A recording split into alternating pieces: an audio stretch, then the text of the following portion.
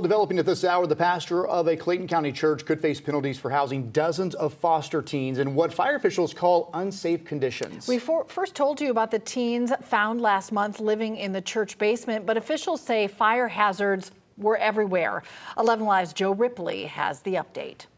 Faced with the facility housing minors under these conditions, survival in a fire would have been unlikely. Clayton County fire officials say the church housing a dozen foster teens violated several fire codes. After a fight at Now Faith Apostolic Ministries on July 29th, police and fire responded to the church on Rex Road. The primary concern was not the living conditions themselves, but the unauthorized and unsafe use of a building not designed or approved for a board and care facility. Fire Chief Tim Sweat showed us pictures of the church's basement where the teens lived. Boarded up windows, the lack of fire alarms, sprinklers, and proper exits all caused him to call the Department of Child and Family Services to relocate the teens. Our actions were grounded in life safety, fire code compliance, and legal authority, not in judgment of the facility's cleanliness or basic provisions. The pastor of the church, Dr. C.H. Brady, argues the state authorized the teens to be housed here after a previous facility flooded. He called the violations part of a smear campaign by some county officials,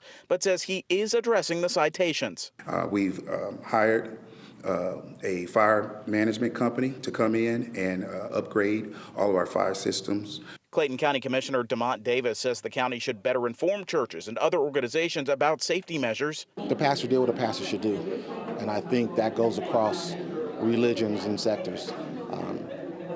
His job was to take care of those that couldn't take care of themselves. Fire officials say they needed to act before it was too late. If I simply would have turned my head and not acted,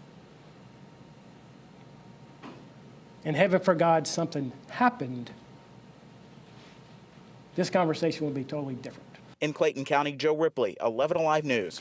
Joe mentioned those citations. The church faces 5. The Clayton County Code Enforcement Board will hear the citations September 9th. If found to be in violation, the church could face up to a $5,000 fine.